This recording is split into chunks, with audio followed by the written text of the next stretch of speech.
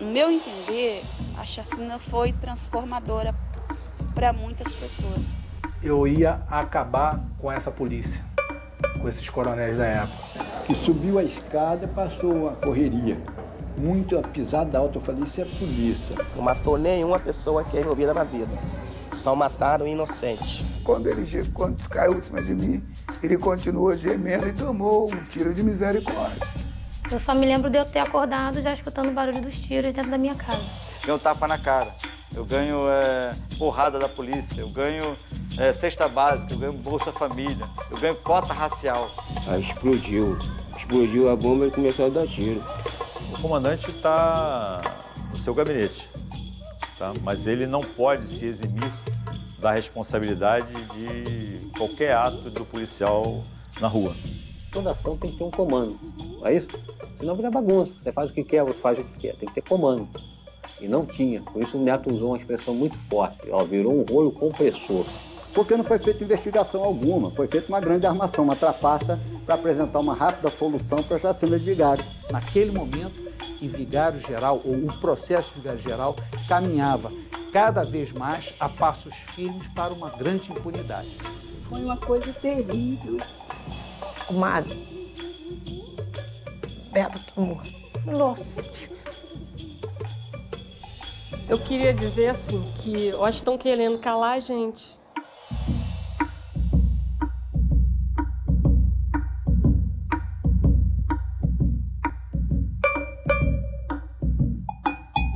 O início da última década do século XX trouxe, para a perplexidade do mundo, uma série de eventos antes inimagináveis.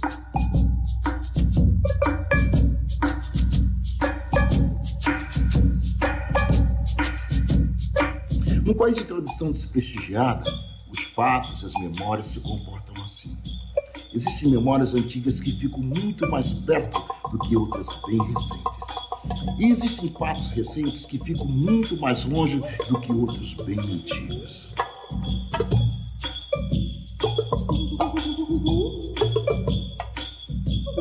O Rio de Janeiro são duas cidades misturadas, camufladas com governos misturados e camuflados, e claro, um submundo oficial atuante e lamentavelmente competente. Na última década do século XX, as tragédias envolvendo policiais e quadrilheiros armados até os dentes acumularam-se no Brasil como roupas sujas no cesto de lavanderia. Tive muita briga com os policiais, que geralmente ele achava que o informante lá na favela não tinha que levar igual. Eu falei, meu irmão, sem ele você não é ninguém, que você não tem bola de neve. Tem bola para olhar onde está? Se ele não me der lá, você lá não vai achar nada. Então, se você vai levar R$1 aqui, ele vai ter que levar R$1 lá. Senão não tem parado. Eu procuro outra delegacia para fazer.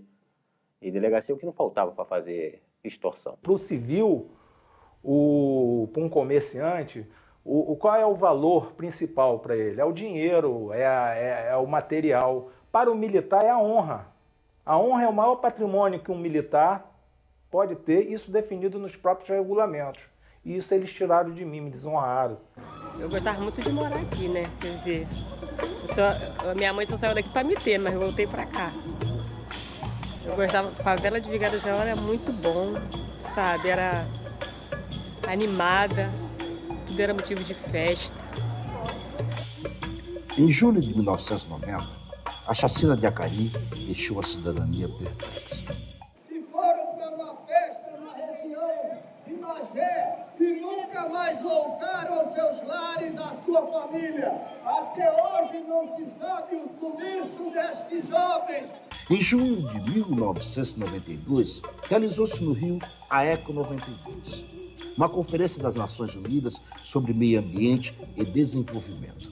A célebre conferência do Rio consagrou o termo desenvolvimento sustentável.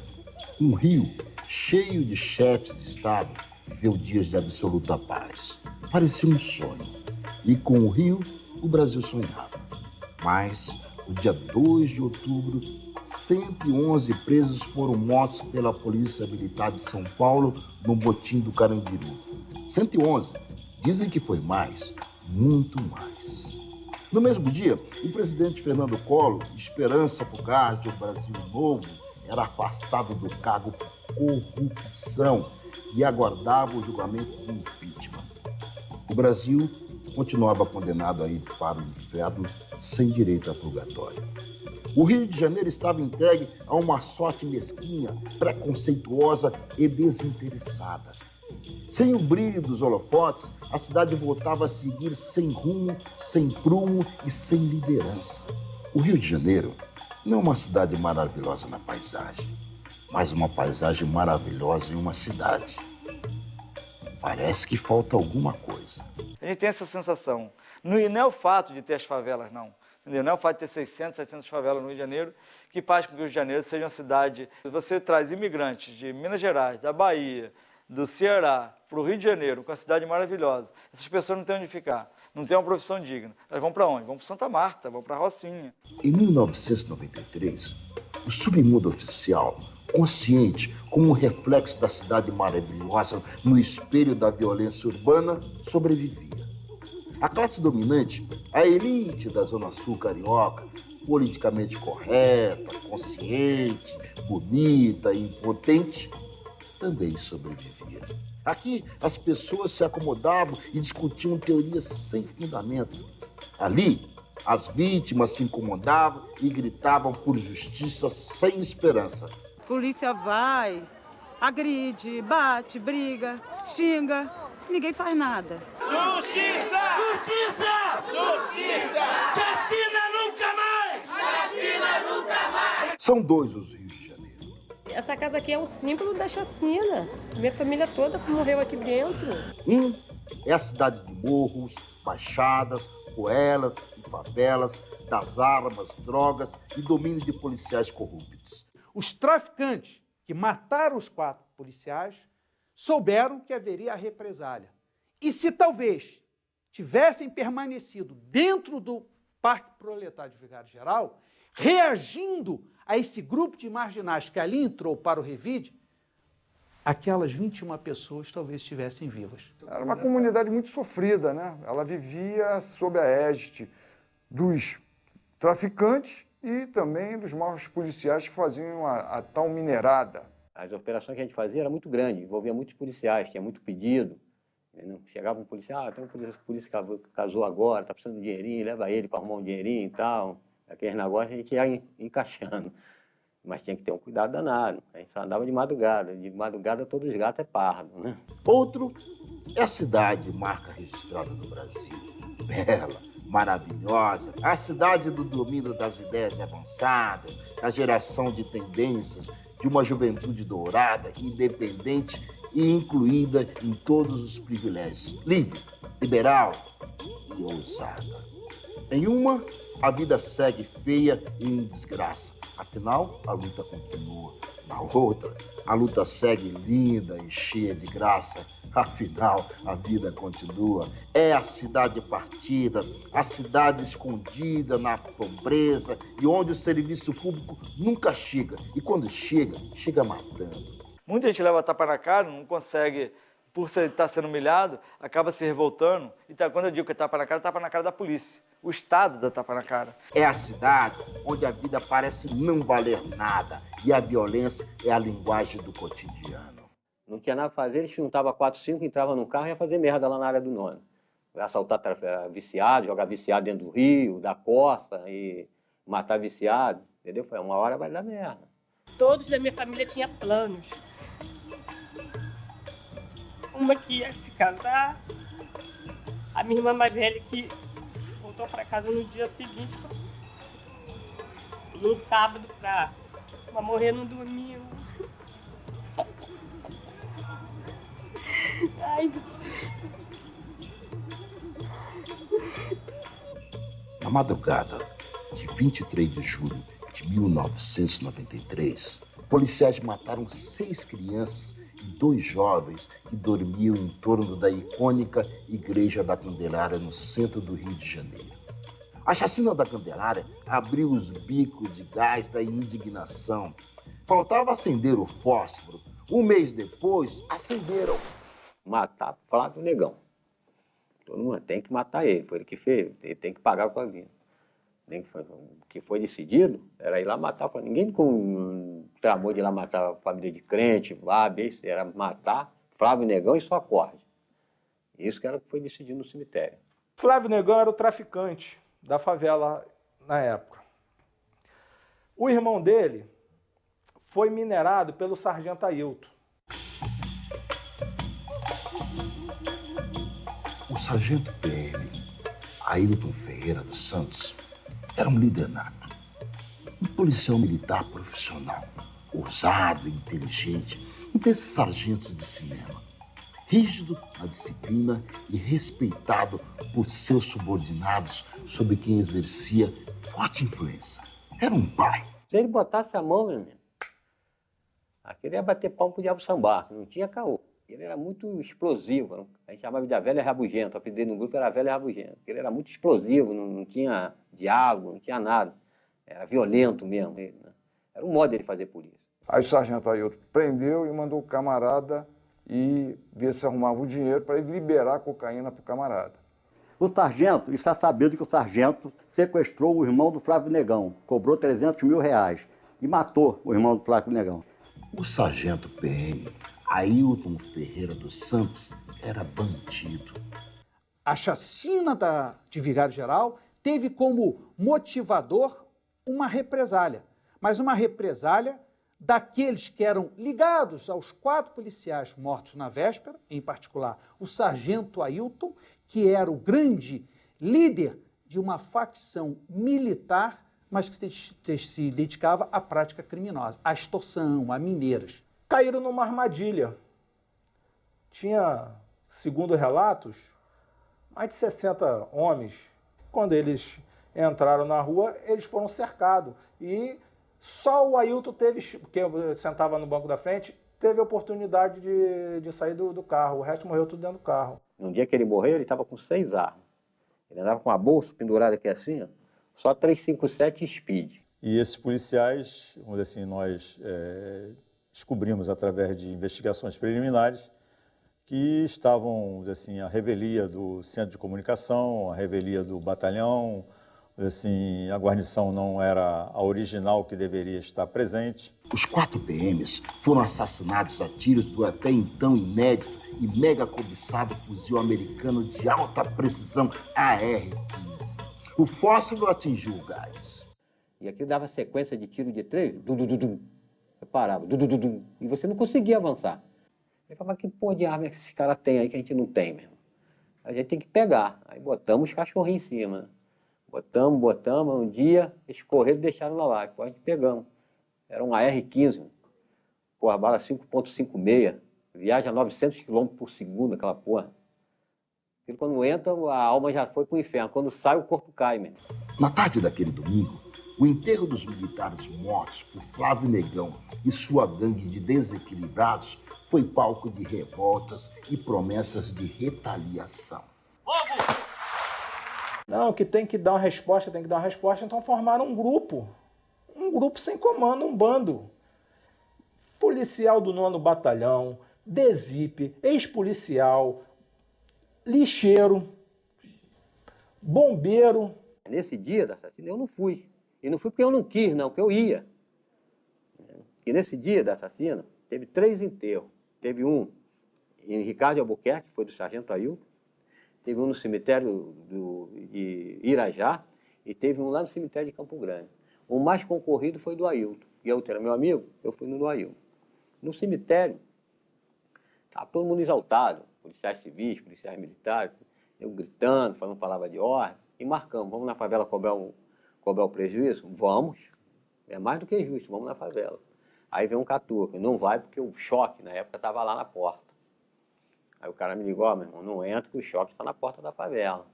A cara, mas não vai ficar não sei o que, a gente tem informação que não vai ficar. Então vamos o seguinte, vamos marcar 10 horas lá na Avenida Meriti, lá em Vila Costa, que era um bar que a gente se reunia. Inteligente, o serviço reservado da PM mandou filmar e fotografar. A população assistiu ao enterro pela televisão, como sempre, esperando o pior. Em Vigário Geral, o BOPE ocupou a favela. A população assistiu ao jogo pela televisão, como sempre, esperando o melhor. Em Vigário Geral, o BOPE deixou a favela.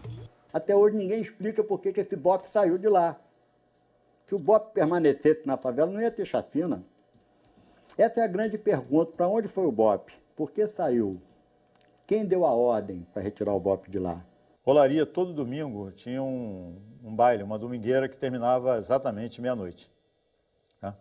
Depois dessa domingueira, um grupo de policiais saiu desta domingueira com destino à favela de Vigário Geral para se juntar aos demais. O coronel Nazaré Cerqueira me viu, ô Marcos, vai para Vigário Geral que houve lá uma chacina. Foi cena rápida. Em pouco mais de 1 hora de terror, 21 moradores foram executados. Todos trabalhadores, todos inocentes. O gás se explodiu.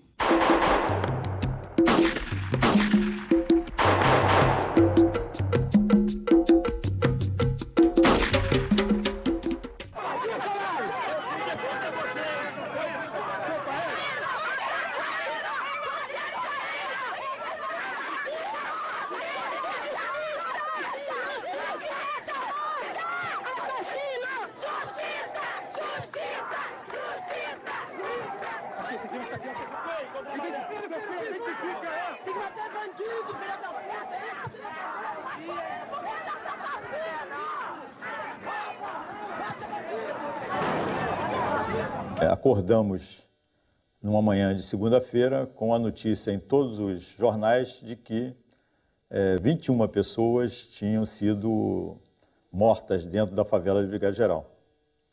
Assim, a princípio não se sabia quem seriam os responsáveis, mas pelo que se noticiavam que teria sido uma represália de policiais contra os traficantes de Vigário Geral. Um deles estava tão bêbado que não conseguiria fazer nenhum tipo de ação. Esse foi encarregado de ficar tomando conta dos carros estacionados fora da favela. Isso foi uma chacina. A outra chacina, o sistema, através de um bandido do Comando Vermelho manipulado, começou a apontar como culpado pessoas inocentes. A revolta tomou as ruas. O povo atacava com as únicas armas que possuíam, gritos e pedras. Fecharam as ruas e trilhos, impediram a entrada da polícia. A notícia correu o mundo. Cheguei lá e encontrei uma cena de rebelião civil, os moradores se manifestando contra a tropa do 9º Batalhão, inclusive presenciei pessoas jogando pedra em viatura, hostilizando o comandante do 9º Batalhão, que na época era o coronel César Pinto. Pode ficar certo que vai ter feito justiça. A inacreditável imagem dos 21 corpos em caixões do Instituto Médico Legal é monstruosa e inverossímil. Corpos enfileirados, o povo em volta, uma cena impossível de se ver numa situação normal. Mas naquele dia, nada foi normal. Essa imagem é uma bizarra alegoria do caos.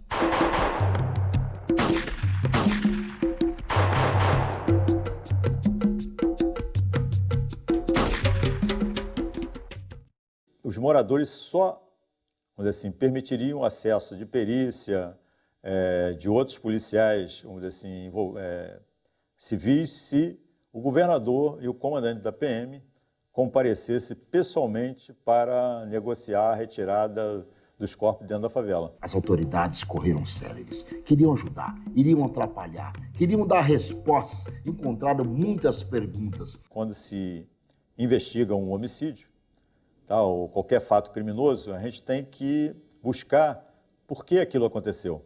Em 8 de setembro, foi expedido mandado de busca e apreensão em diversas residências. Em muito pouco tempo, sabia-se claramente o que havia ocorrido na esfera criminal. Foram vários grupos entrando por diversas entradas na favela, Passarela, Avenida Brasil, uma ação tipicamente orquestrada por quem conhece tática, estratégia, ou seja, tudo levando aqui que seriam policiais. Restava provar na esfera judicial. E quando essa ação foi proposta e encaminhada ao 2º Tribunal do Júri, a nós, promotores, a responsabilidade era de dar seguimento àquilo que já estava feito. E logo percebemos que aquela investigação, por vários fatores, lamentavelmente, poderia levar a uma grande impunidade, tal a sua carência. Isso por quê? Porque a denúncia oferecida pelos colegas do Ministério Público, ela tinha por base um único depoimento de uma pessoa que era um X9 ao cacuete, chamado Ivan Custódio, que foi descoberto por um acaso, porque, na verdade, a prisão ou o mandado de prisão contra ele não era contra ele, era contra uma outra pessoa chamada Ivan Aguiar, um ex-policial, uma pessoa que estava sendo já procurada pelo Serviço de Segurança, mas chegou-se ao Ivan, ou seja, procurando um Ivan, chegou-se a outro. Pegaram um cara que era envolvido com policiais do 9º Batalhão, tá entendendo? Local onde teve a chacina, e materializaram a testemunha bomba deles. Esse Ivan que foi descoberto, ele inclusive admitiu práticas de crimes. Ele admitiu crimes que ele participou e foi até processado por isso. Então, a palavra dele, do seu envolvimento com aqueles que teriam participado de vigário-geral, passou a ter muita eloquência e, logo, a devida credibilidade. Procurava-se uma testemunha forte. Alguém que não fosse refém da dor de ter perdido ou do medo de ter sobrevivido. E encontraram um X9. Há anos atrás, tinha que ser um X9. X9, a polícia explorava tudo dele, depois era obrigada a matar ele. Por quê? Ele ficava sabendo tudo aquilo da polícia. E ia ser um problema lá na frente. Então eles descartavam. Isso eu aprendi também com eles. Eu falei, a mim não vai descartar. Né? Eu vi muitos. Usar, olha, ele já sabe muito da gente, sabe quem é, quem não é. Aí arrumava uma casa de caboclo e pronto. Não vou nem mencionar que era informante da Polícia Civil, porque a instituição não tem nada a ver com isso. Ele é informante de alguns policiais. Então, o que Ivan informou? É claro que o depoimento dele, primeiro, às autoridades, quando ele foi descoberto, foi muito longo e demonstrava firmeza na indicação de nomes. Ele afirmou hora em que tomou conhecimento, na segunda-feira, por volta de 6 horas da manhã. Ele afirmou onde estava naquele momento, estava indo para a delegacia de roubos e furto de cargas e estava com um carro que é adjetivado de cabra, que ele usava para exercer as suas funções naquela delegacia. E soube no rádio da chacina. Era um X9, mas bandido, pô. Acontece que ele era um X9 privilegiado, porque ele sabia demais, ele andava com o carro da Polícia Civil. E quem levou ele ao 9º Batalhão pela primeira vez, que assumiu isso, foi o soldado, também inocente, envolvido na chacina, do Sérgio Terqueira Borges. Ele era vizinho do Ivan Custódio, pensava que o Ivan Custódio fosse policial civil da Cargas, porque o Ivan Custódio ia almoçar em casa dirigindo o carro da Polícia Civil. E disse que, então, ao tomar conhecimento do ocorrido, desviou o seu caminho e foi, naquela segunda-feira, foi muito preciso, encontrar-se com o soldado José Fernandes Neto, seu sócio e do sargento Ailton em barcos de pesca em Sepitiba, e que integravam a mesma quadrilha, e na casa de José Fernandes Neto, por mais de 5, 6 horas, soube em detalhes quem participou e como se deu a chacina. A descoberta de alguém disposto a dizer tudo o que sabia esclareceu rapidamente algumas coisas, talvez rápido demais. Tu anda com esse pessoal, sei correr, não tenho nada a ver, cara, tu tá nessa porra aí mesmo? Eu falei, pô, doutor, não fui. Então, faz o seguinte, sai até da minha delegacia, cara. Isso vai babar, hein? Isso já tá em 20. Já tem 20 deitado lá, meu. Aí tá legal. Eu fui na casa do Neto. Eu não acredito nessa história de que eles falam que confundiram ele com outro Ivan, com o Ivan Aguiar. Mentira, eles já sabiam quem era o Ivan Custódio. Era uma pessoa que vivia, vamos dizer assim, dentro da instituição e sabia vamos dizer assim, de muita coisa que pouca gente sabia. Eu falei, Neto, o que houve lá nessa favela, meu irmão? Aí que ele me narrou. Agora, eu sei o que ele me narrou, que eu não fui. Em pouco tempo, dezenas de policiais estavam sendo presos. Naquele tempo, não. A polícia era aquele cara de óculos escuros, um revólver, uma bolsa papai tô armado, né? Trucão, matrícula 258, 266. Porque naquela época tinha mística, né? Matou um PM e morre 10 bandidos. E a vagabundagem era outra. A vagabundo hoje é um moleque de 16 anos. No meu tempo era Marcinho VP, Elias Maluco, Carlinhos Gordo, e outros lá da Ilha Grande. Só nego bom, Escadinha, Zequinha, Paulo Maluco. Só nego de peso. Um dia de hoje, tu prendia um vagabundo daquele, vinha 200 mil, 300 mil rápido. Outra vez soltou, meu irmão, tá no crédito crime, vai meter 3 bancos e a mãe vai encontrar comigo, hein? Senão é cerol, hein? Ele ia lá meter 3 bancos e ligava, pode me apanhar. Foram para a favela, sem comando. Pelos depoimentos, a mecânica dos crimes estava claramente desenhada em uma sequência lógica. Nenhum dos 21 mortos teve a chance de se defender. Pô, quem vai dizer que na polícia tem santo? Um país corrupto como esse, quem vai dizer que na polícia tem santo? Tem corrupto como em qualquer lugar. Então, segundo o Sirley, o primeiro a ser morto foi um trabalhador. Aí ele mostrou em documento, caramba, mas não convenceu, né, esse pessoal, até porque tinha gente ali drogado, não tinha comando, cara. Não tinha comando. Uma coisa sem comando, você sabe como é que é, né? Cada um faz o que quer. Aí deram um tiro no cara.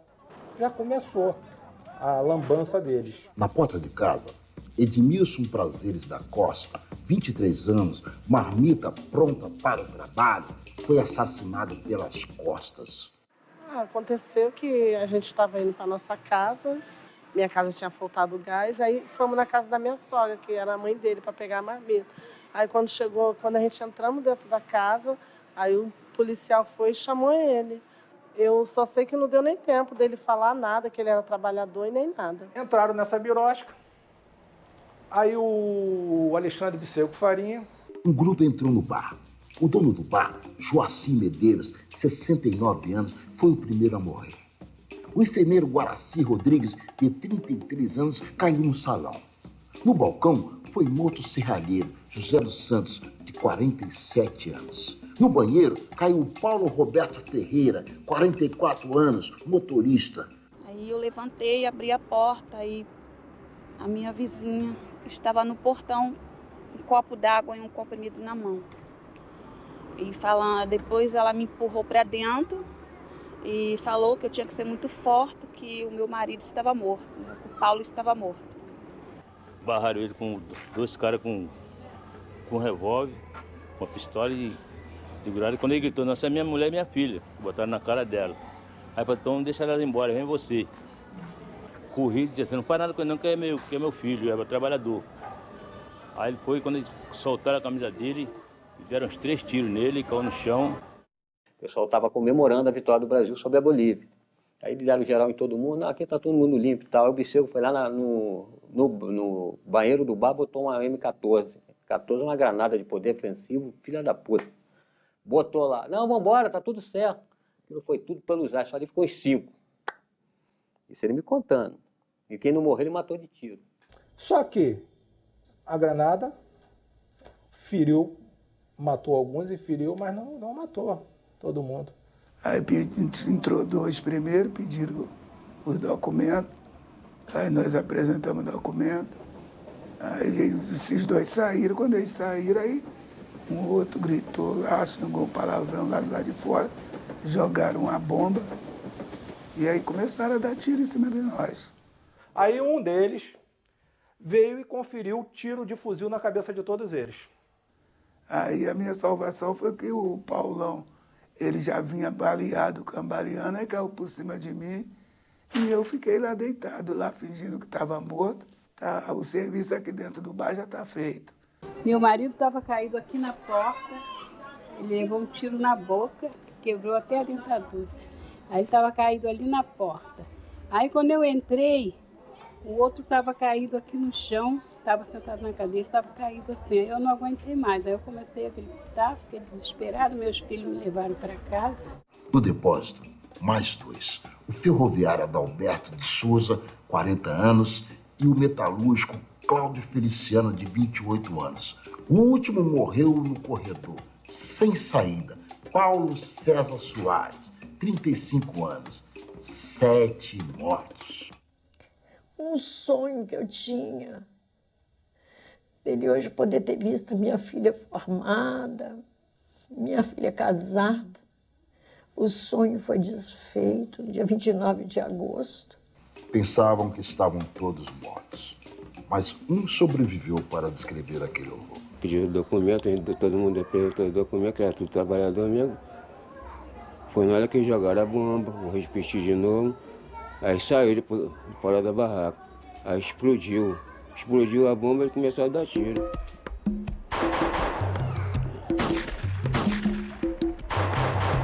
triste.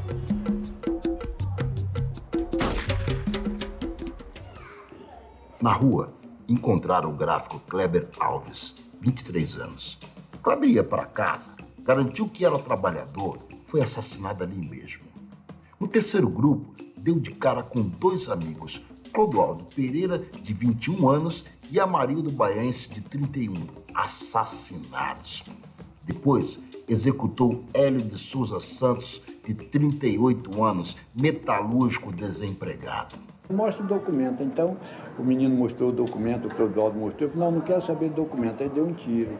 Aí detonou mais uma porção de tiro, que até eu vi. Aí ele não tem que fazer a minha marmita. Isso, querer fazer a marmita e deixar a mãe preocupada, ele pegou pensando que o documento ia garantir a vida deles e de todos os 21.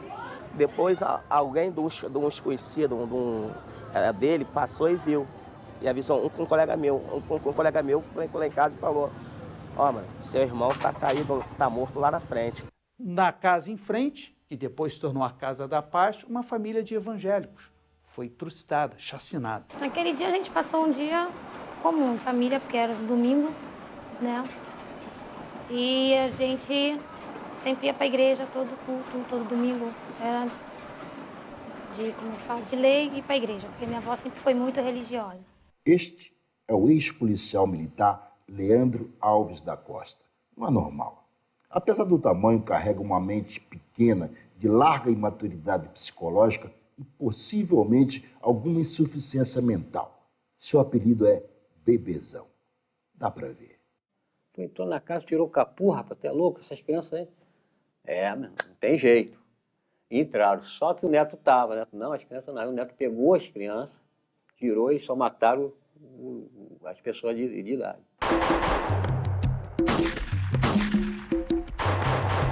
Morreram todos, um por um. Gilberto Cardoso dos Santos, 61 anos. Luciano, 24 anos. Lucineia, 23 anos. Dona Jane, 58 anos, abraçada com a nora Rúbia, 18 anos. Aos seus pés ficaram os corpos do marido e da filha Lúcia, 33 anos. Lucinete, 27 anos, caiu perto da porta.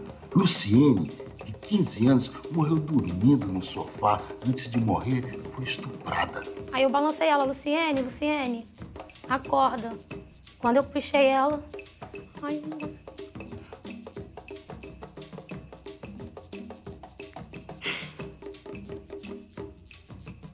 As crianças viam e ouviam aterrorizadas. Um dos assassinos mandou que se cobrissem para não ver o que acontecia.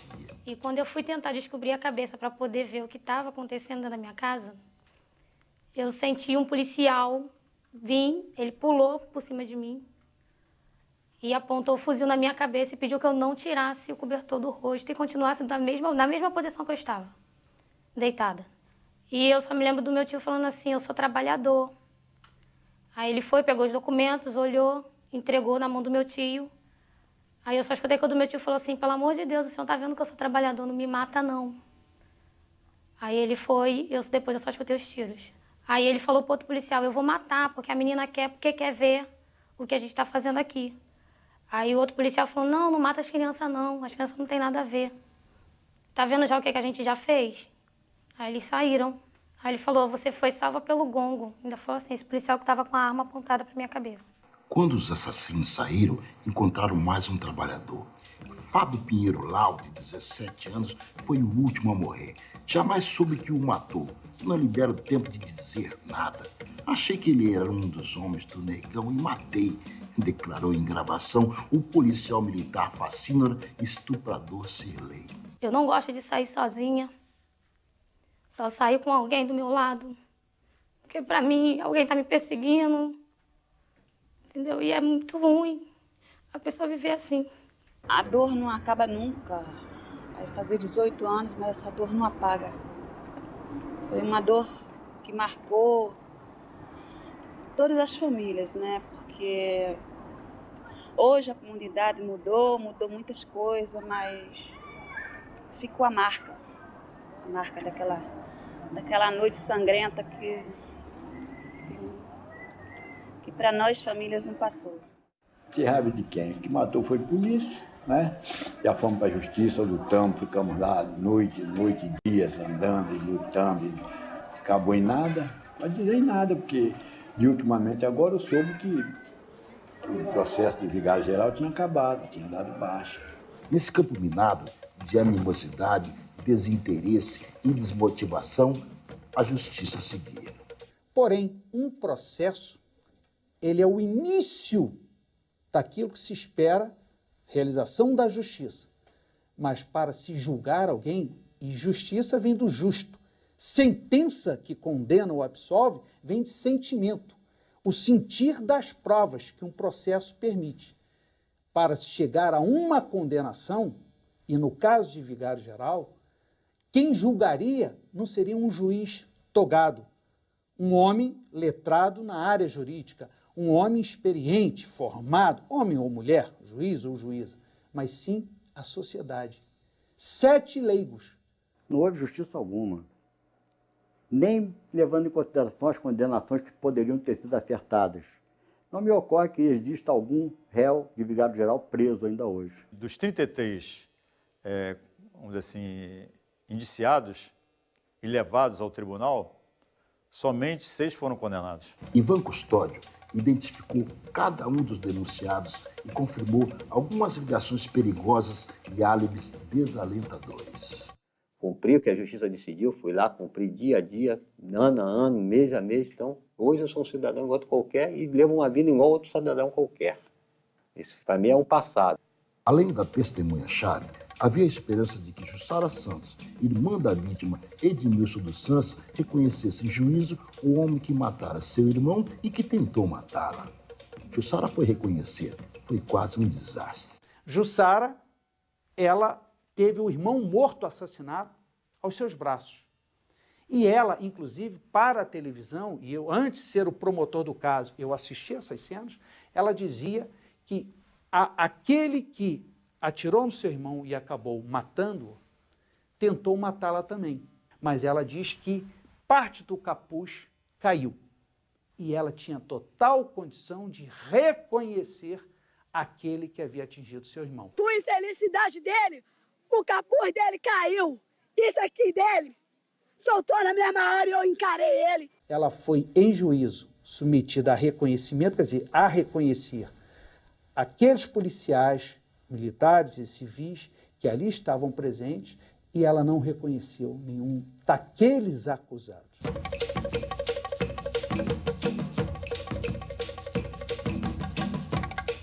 No Rio de Janeiro, muitos policiais se envolvem com política.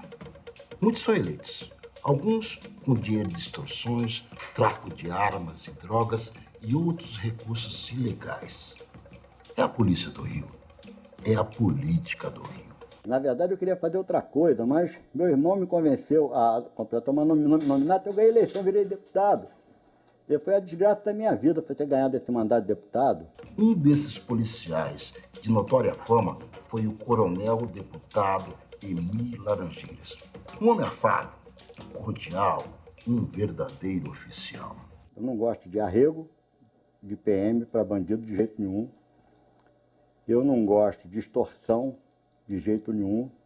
Eu não admito que um policial dê um tapa na cara de um trabalhador pensando que é bandido. Se fizer essas 3 coisas, eu boto na rua. Não nos cabe, claro, como promotores, à época não nos cabia, julgar a pessoa do coronel Emílio Laranjeiras, que era deputado, enfim, teve lá sua aprovação popular, mas era muito questionado por várias atividades. E até dizia-se que alguns acusados de vigário geral eram subordinados do coronel Emílio Laranjeiras. Mas o certo é que nem a própria polícia militar que fez a investigação incluiu o coronel Laranjeiras na chacina. Nem Ivan Custódio incluiu o coronel Laranjeiras na chacina. A ação de comando, ela não é exercida olho no olho. O policial tem que saber na rua que se ele cometer um fato ilícito, ele vai ser penalizado. E naquela época, vamos dizer assim, ninguém tinha medo de ser descoberto, porque era uma ação direcionada de dentro para fora. A tragédia de Vigário Geral foi resultado de 2 componentes, o narcotráfico e a corrupção policial. porque aqueles policiais que se encapuçaram, entraram em uma comunidade carente e mataram com aqueles requintes de crueldade de pessoas inocentes, eram policiais corruptos. O procurador-geral Antônio Carlos Biscaia afirmava que, ao assumir o comando do 9º Batalhão da Polícia Militar, sediado em Rocha Miranda, o coronel Emir Campos Laranjeiras iniciou a formação de uma organização criminosa. Aí inventaram essa história de cavalos corredores. Todos os coronéis tinham um grupo. Tinha os Laranjete, tinha os Thundercat, tinha os Brunete, entendeu? Que era assim, isso era coronel, aí isso ia para o batalhão. Então, aquele soldado de confiança aqui, só levava eles. Então, onde só estava a gente aqui, eram os Brunete. O Laranjeira, a mesma coisa, onde ele ia, ele levava a tropa dele. Biscaia indicou 37 nomes ligados a Laranjeiras. Todos, menos 3, estavam diretamente ligados à chacina de Vigário Geral. Eram os cavalos corredores. Cavalo corredor, égua prende. Então, claro que o desembargador ensinou claramente de que ele estava se referindo ao grande mentor dos aforismos no Estado, que se chama o senhor Leonel Brizola. A população que sofria com a ação deles chamavam eles de ninja e cavalos corredores. Por que cavalos corredores? Porque as favelas, na área do 9º, as bocas ficavam muito dentro da favela. E os vagabundos botavam aqueles quebra-mola, aqueles arranca-peito de carro, não tinha como se chegar. Então o que se fazia? Veio com o carro aberto e no galope. Tinha que correr, pegar no laço. A gente falava, vamos parar no laço. E panhava. E correr bala pelas costas. Eu perdi, assim, aí a própria botava lá, vem os cavalos corredores, que a gente passava igual um foguete. Nome dado pelos moradores das favelas, viu? E eram policiais do 9º Batalhão, chefiados, vamos dizer assim, pelo coronel Laranjeira, tá? Não que ele chefiava os cavalos corredores, não, ele era o comandante do batalhão responsável pelas patamas especiais que eram conhecidas com esse nome. Então, em 1995, surgiram as famosas fitas gravadas na prisão e que mudariam radicalmente o rumo do processo. Aí eu resolvi gravar e fiz uma reunião com alguns dos inocentes, entendeu? E sugeri, falei, olha, vamos gravar. Esta rivalidade entre presos fez com que um grupo, percebendo o risco de ser condenado, tentasse provar que os outros é que eram culpados. Só que falar ou dizer que ouviu dizer ou que ouviu uma confissão, isso é muito pouco em termos de justiça, em termos de processo. Era necessário alguma coisa mais contundente. Aí eu tive uma primeira conversa com o Cirlei Alves Teixeira. Um grupo matava o outro grupo. Houve uma dissidência entre os envolvidos. Aqueles que foram absolvidos viraram adversário daqueles que foram condenados. E ele foi me relatando tudo o que aconteceu, porque eu ficava pressionando ele, né? Que eles tinham medo que eu era explosivo, ficava gritando que era inocente. Não é amigo, o senhor está pedindo desculpa, é a minha família. E afirmo, foi um divisor de águas no caso Vigário Geral. Por quê? Porque a partir dessas fitas, quando elas foram entregues, pediu-se uma perícia. Perícia de autenticidade, perícia de verificação se eram autênticas, se não eram manipuladas. Essa perícia foi realizada por ordem judicial. E quem a fez foi o professor Ricardo Molina, à época à frente do Instituto de Identificação de Voz da Universidade de Campinas. Réus pediram reinterrogatórios, foram mantidos presos a nosso pedido. Ninguém, aquele grupo que foi responsável pelas fitas, pela gravação diretamente, e os demais que não participaram das gravações, mas tomaram conhecimento e, em tese, seriam, vamos dizer assim, inocentados daquela chacina, obtiveram a liberdade. Porque o inocente não pode se calar. Então eu nunca me calei e nunca vou me calar. Eles podem tentar me matar 4 vezes, podem continuar tentando me matar, porque eu não vou me calar, até resgatar minha honra e minha dignidade. Vigário Geral, eu fico me lembrando da imagem daqueles inocentes sendo tratados como cavalos corredores, presos lá no batalhão de choque, como se estivesse num piquete mesmo de cavalo selvagem. Um monte de inocente ali, com os filhos vendo. Eu sou PM, cara.